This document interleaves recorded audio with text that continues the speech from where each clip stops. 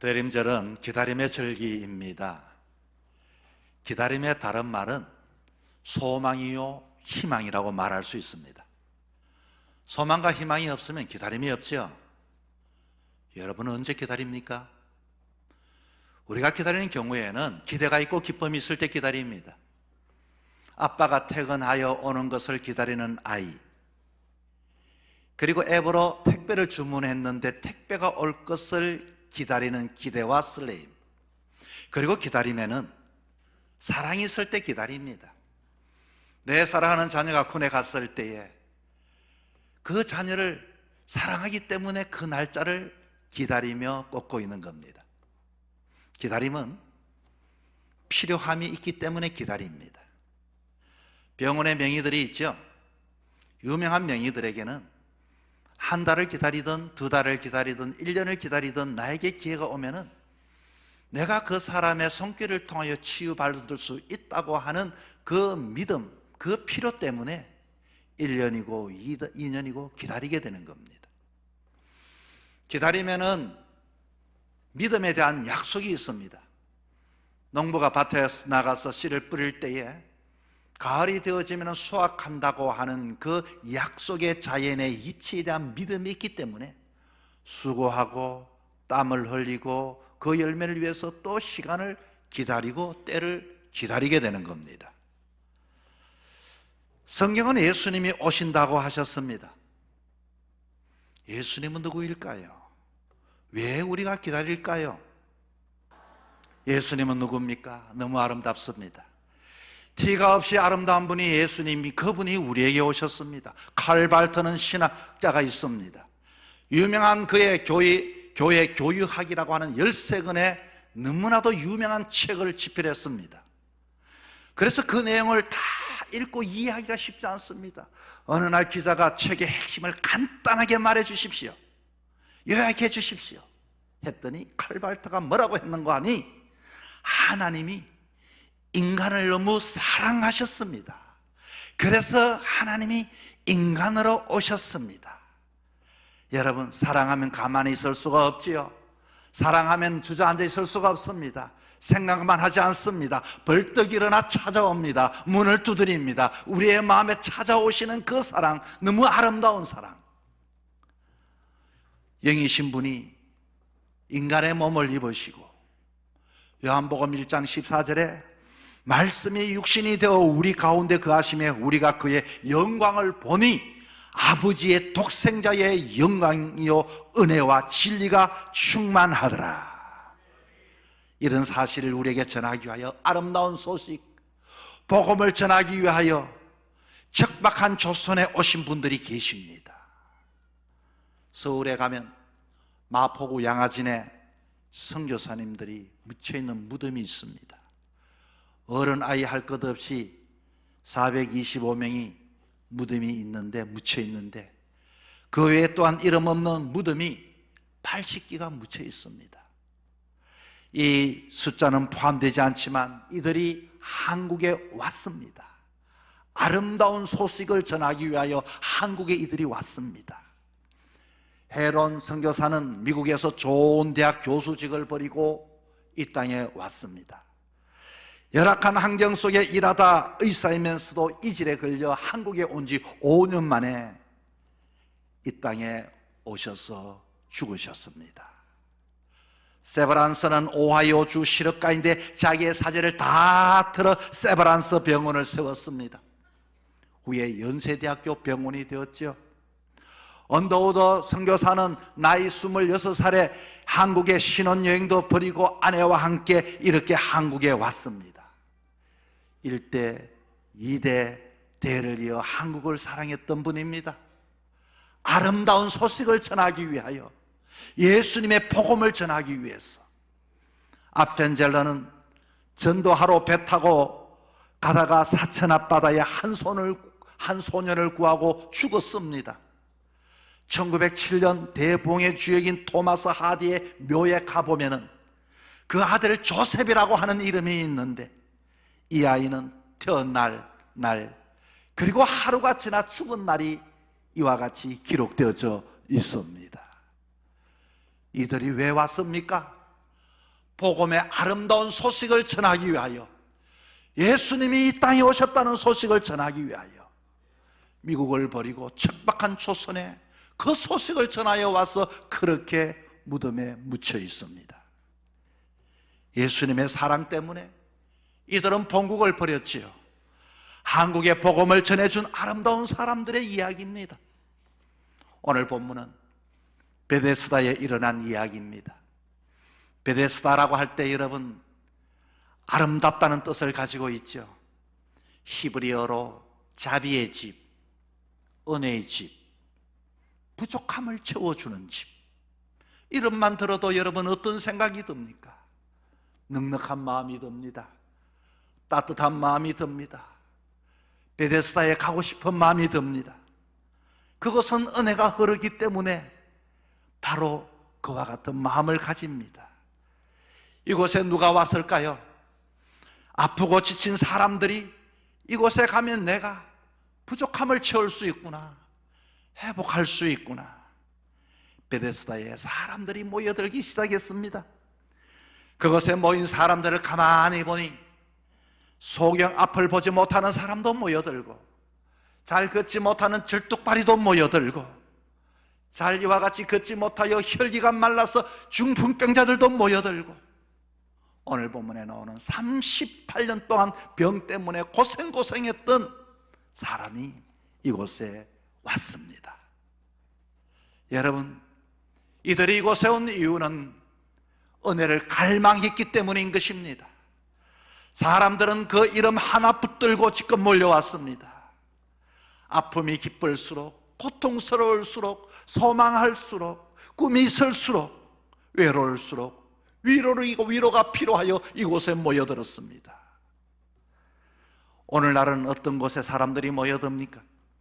치유센터에 가면 나을까 싶어 사람들이 모여듭니다. 행복학교에 가면 행복가정이 행복할까 싶어서 이와 같이 모여듭니다. 상담센터에 가면 내 마음이 풀릴까 싶어서 가봅니다. 성공 세미나에 가보면 나도 부자가 되어 이와 같이 인생이 바뀔까 싶어서 그곳에 찾아가 봅니다. 베데스다도 바로 그런 자리였습니다. 그곳에는 전설처럼 떠도는 말이 하나 있었죠. 천사가 내려와 물이 한번 움직이게 되는데 가장 먼저 들어가는 사람은 남을 넣는다라고 하는 전설입니다. 이야, 참 신기한 곳이구나. 그 은혜로운 곳에 참 용하구나. 세상에 그런 것도 있단 말인가. 여러분, 요즘 은행에서 발행되어지는 달력이 품귀 현상이라고 제가 뉴스에 들었습니다. 왜 은행에서 나온 달력을 품귀 현상일까? 부수를 좀 적게 찍어낼까? 그것이 아닙니다. 은행에서 나온 달력을 자기 집에 걸어만 두면은 돈이 들어오더라 하는 심리가 발동이 되어서 은행의 문이 열리기만 하면 서로 뛰어가서 그 달력 좀 주십시오. 이게 오늘 현대사의 모습입니다. 베데스다에도 이런 소문이 났습니다. 인간은 작은 가능성에 희망을 겁니다. 나에게도 소경도 절뚝발이도 혈기 마른 사람도 가난한 사람도 버려진 사람도 고독한 사람도 베데스다에 가면은 물이 동하면은 내가 고침받고 은혜를 받고 치유를 받고. 하지만 베데스다의 진짜의 모습이 있습니다. 이름은 자비의 집. 처음에는 서로에게 손과 발이 되고 위로하고 동변상린의 마음으로 살았지만 어떤 누군가가 이렇게 소리칩니다. 물이 움직인다, 물이 동한다. 이 소리가 나면 그때부터는 서로 밀치고 들어가려고 아비규환이 되고 난리가 난리, 6.25 난리가 아닌 그 난리가 그곳에서 지금 전쟁이 일어나고 있는 것입니다. 내가 들어가야 한다. 자비는 무슨 자비, 은혜는 무슨 은혜. 여전히 이것도 빠른 사람만이 이기고 강한 사람만이 살아남고, 38년 된 병자는 이렇게 고백합니다. 나를 물에 넣어줄 사람이 없습니다. 자비의 집에 왔지만, 은혜의 집이란 했지만 은혜롭지 않습니다. 남아있던 한 줌의 그 실마리와 같은 희망마저 놓아버렸던 실망과 좌절과 원망과 체념으로 지금 누워 있습니다. 우리가 알아야 할 것이 있습니다. 이 땅 어떤 것도 우리가 기대하는 자비와 은혜가 있는 곳은 이 세상에 어디에도 여러분 없습니다. 정말로 우리에게 은혜를 주실 분은, 우리에게 자비를 베푸실 분은, 우리의 영혼을 채워주실 분은 예수 그리스도이십니다. 그분이 해결해 주실 분을 우리는 기다리는 겁니다. 그 자리에 예수님이 오시면 그곳에 진짜 은혜가 있고, 진짜 자비가 있고, 진짜 부요함이 있고, 진짜 간정과 은혜가 넘쳐납니다. 그분이 오시는 곳에 아무리 어두운 장소라 할지라도, 아무리 메마른 곳이라 할지라도, 굳은 절망이 있어도 예수님이 오시면은 참된 치유와 자유와 은혜가 있게 되는 것입니다. 오늘 본문은 그곳에 진짜 베데스다가 되었는지를 가르쳐주는 장면입니다. 이 베데스다 아무리 은혜를 외친다 할지라도 물이 동할 때는 그곳에서는 경쟁과 이와 같이 그만큼 처참한 곳이 없었지만, 진짜 베데스다는 예수님이 오시고 예수님을 만나는 사람만이 베데스다의 은혜를 경험하게 되는 것입니다. 본문에 38년 된 병자와 예수님의 말씀을 통해 오늘도 주님을 만나 성탄의 아름다움을 여러분 맞이할 수 있기를 축복합니다. 첫째, 예수님은 환자를, 38년 된 병자를 보시고 아시는 분이십니다. 이게 무슨 뜻입니까? 대린저는 주님이 오신 이유를 다시 깊이 묵상하는데, 예수님은 단지 이 땅에 오신 것이 아니라 우리를 보시고 우리를 아시고 우리를 일으키기 위해서 오신 것입니다. 본문에 38년 동안 눕고 싶지 않았을 것입니다. 왜 하나님은, 내 팔자는 왜 이렇게 내가 누워있는가? 눌러앉아 사람했던 한 사람을 향한 이야기가 아니라 오늘 우리들의 이야기입니다. 그는 사람들에게 잊힌 존재였습니다. 하지만 예수님은 그 베데스다에 딱 들어서는 순간 그 38년 된 병자를 보시고 아시고, 예수님은 병자의 고침보다 먼저 그를 보셨습니다. 보신다는 것은 관심의 출발이었습니다. 그는 수도 없는 많은 사람을 만나고 사람과를 보고 이야기를 했지만, 그러나 그의 마음을 깊이 영적인 교제의 봄을 그는 경험하지를 못했습니다. 그러나 예수님은 그 자리에 이와 같이 깊이 들어가셨어. 그리고 들어가셔서 그를 아시고서 그를 일으켜 주셨습니다. 예수님은 아신다라 이렇게 설명하지 않아도 느끼시는 참된 전문가입니다. 성경은 계속해서 병이 벌써 오랜 줄 아시고, 예수님은 듣지 않았습니다. 예수님은 그냥 묻지도 않았습니다. 그의 얼굴과 누워있는 시간과 마음의 꼴짜기를 전문가처럼 딱 보자마자 보시고 아신 분이 예수 그리스도이신 것입니다. 오늘 본문은 이렇게 말합니다. 예수께서 그 누운 것을 보시고 아시고, 설명하지 않아도, 증명하지 않아도, 내가 구구절절 말하지 않아도 주님의 보시는 눈, 아시는 그 마음, 우리 앞에 서서 오시는 분이 바로 대림절의 절기인 것입니다. 여러분, 얼마나 마음이 지치고 힘들 때마다 그 주님을 준비하고 기다릴 수 있는 절기가 되기를 주의 이름으로 축복합니다. 두 번째는, 예수님은 진짜 우리의 소원을 물어보시는 분이십니다. 오늘 6절 말씀에 너가 낫고자 하느냐? 대림전의 회복의 의지를 깨우치는 절기입니다. 38년 동안 그의 몸뿐만 아니라 마음이 굳어졌습니다. 그는 그렇게 말합니다. 당연히 병든 사람이 낫는 것이 당연한데 왜 예수님은 그렇게 물었을까? 여러분, 우리는 그렇게 말합니다. 내가 예수님을 믿습니다. 내가 이 소원은 이겁니다. 정말 여러분 소원이 그겁니까? 그렇게 하면 잘 살 것 같습니까? 그렇게 하면 예수 잘 믿을 것 같습니까? 그렇게 하면 내 인생이 행복할 것 같습니다? 절대로 그렇지 않습니다. 우리는 너무나 수많은 이와 같이 이미 소원을 말하면서 미리 단념해버리고 자꾸만 내가 어떤 소원을 가지고 있는지조차도 우리는 모르면서 삶을 살아갈 때가 많이 있습니다. 설명은 많은데 의지는 사라진 상태. 물에 나를 넣어주는 사람이 없습니다. 그는 제가 낳고 싶습니다 이렇게 말하지 않았습니다. 상황 설명만 하고 있습니다.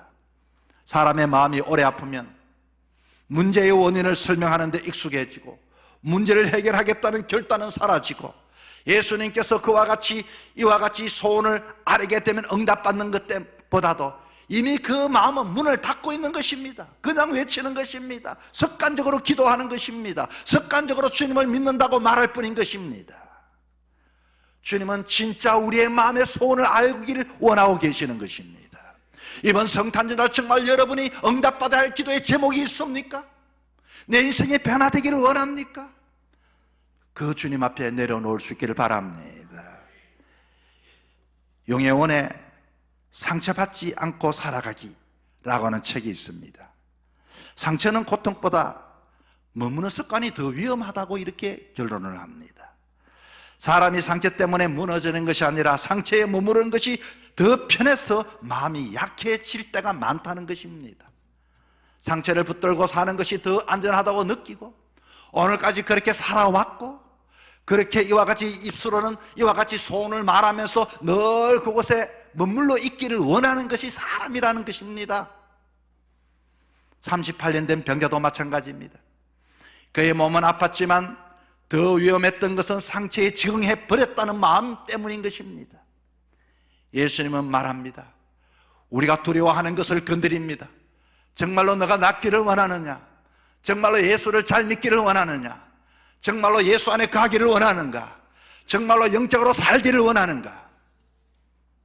새해가 시작되면 소원의 기도를 감사 예물에 적습니다. 우리 가정에 예수 잘 믿게 해달라고 소원을 말하지만 진작 자신은 예수를 잘 믿는 그 삶을 살지를 않습니다. 정말로 그것이 여러분의 소원입니까? 여러분의 바람입니까? 상처는 품을수록 의지를 약하게 만듭니다. 오랫동안 그런 상처에 있던 사람은 그 상처에 우리는 입술로는 말하지만 자꾸만 진짜의 소원을 잃어버리고 거기에 머물러 살아가는 것이 우리 인간의 습성인 것입니다. 치유는 나와 상관이 없습니다. 지금이 더 편하고, 때로는 그런 상처는 지난날에도 받아왔으니 그렇게 받는 것이 당연하다고 여기면서 그냥 그렇게 소원을 엎조릴 뿐인 것입니다. 예수님은 묻습니다. 너 정말 나아가고 싶은 마음이 있는가? 다시 살아나기를 원하는가? 대림절의 주님은 우리의 상처를 보실 뿐만 아니라 우리 안에 의지까지를 껴오셔서 참된 주님을 만나기를 원하고 계시는 것입니다. 내 상처 속의 습관을 내려놓아야 합니다. 우리는 진짜 소원을 주님 앞에 아뢰 수 있는 절기가 되기를 바랍니다. 셋째는 예수님은 새로운 삶을 살기를 원합니다. 오늘 8절 말씀에 너 자리를 들고 일어나 걸어가라고 말합니다. 여러분, 그 자리가 어떤 자리입니까? 38년 동안 자기의 인격과 성품과 모든 자기의 정체감이 자라왔던 자리가 38년 된 그 병자의 들것의 자리였던 것입니다. 내가 자라온 환경의 자리, 익숙한 상처의 자리, 예수를 믿으면서도 우리는 여전히 조금만 문제가 뒤틀리면 그 자리로 숨어 들어가고 누우려고만 합니다. 그 자리를 두면 안 됩니다. 내가 자라온 환경, 성인 아이로 길러진 상처의 구조, 감정의 패턴, 왜곡된 자존감, 트라우마의 흔적, 패배와 무기력에 익숙한 온도, 잘못된 믿음, 왜곡된 가치관으로 자라왔던 38년 된 병자로 살았기 때문에 거기에서 자라왔던 내 형성된 그 인격을 그대로 두고서는 우리는 진짜 일어나 걸어갈 수가 없는 것입니다. 자리란 때로는 거절당할까 두려워 순종하는 척하는 자리요, 상처받기 싫어 관계를 피하는 자리가 됩니다. 병자는 38년 동안 자기의 자리에 나는 여기까지야, 나는 못 일어날 거야, 이렇게 신령과 함께 살아왔습니다. 예수 믿으면서도 많은 사람들은 종종 과거의 자리로 돌아가는 사람들이 많습니다. 신앙생활 하다가 상처받으면, 힘들면, 흔들리면 사람은 본능적으로 가장 익숙한 자리로 돌아가려고 합니다. 예수 믿으면서도 세상의 가치관, 내가 지난날 익숙해왔던 체념, 포기, 자기 비하, 불신, 과거의 방식 말입니다. 자리를 들고 가라고 하는 것은 무슨 의미입니까? 예수님은 단지 일어나라 하지 않습니다. 너의 그 자리를 들으라고 말합니다. 그 자리는, 과거에는 내가 이게 누워 있었습니다. 과거에는 부끄러운 자리였습니다. 그러나 이 자리에 내가 이제 눕는 것이 아니라 나는 일어나 걸어가는 인생이 되었습니다. 여러분, 돌아갈 자리를 없애야 하는 것입니다. 여전히 그것을 방치해두고 예수 믿으면 또 그 자리를 돌아보고 그 자리에 숨는 어리석은 자가 되지 말아야 하는 것입니다. 당신을, 여러분을 고통스럽게 했던 그 자리를 들고 증거하며 간증하며 살아가셔야 합니다.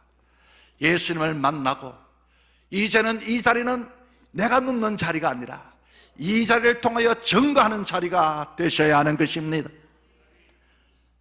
사도 바울은 지난날 가졌던 것을 배설물로 여겼던 것처럼 어디 가든지 자기가 가졌던 학문과 자기가 가졌던 그 모든 그들의 잘한 것을 하는 것을 사람들 앞에 보십시오, 나는 이것을 다 배설물로 여긴다라고 고백을 하였습니다.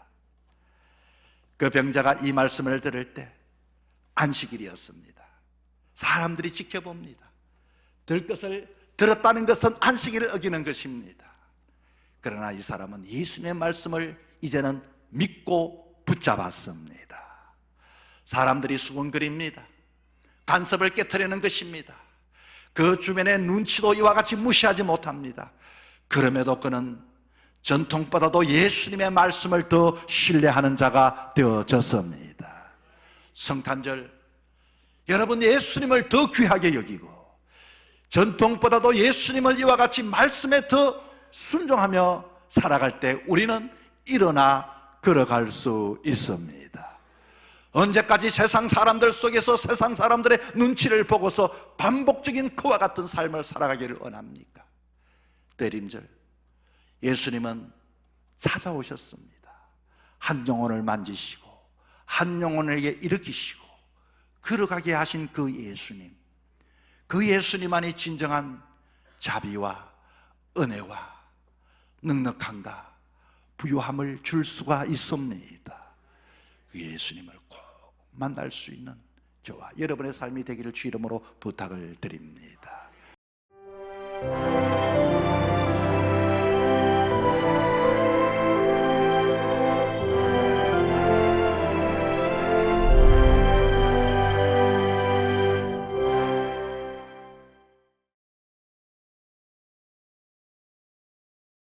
안녕하십니까. 경주 제3교회 신영균 목사입니다. 우리 포항 CBS는 경북 동해안 지역의 복음 전파를 위해서 하나님께서 주신 아주 축복된 선교 기관입니다. 벌써 창립 25주년이나 되었습니다.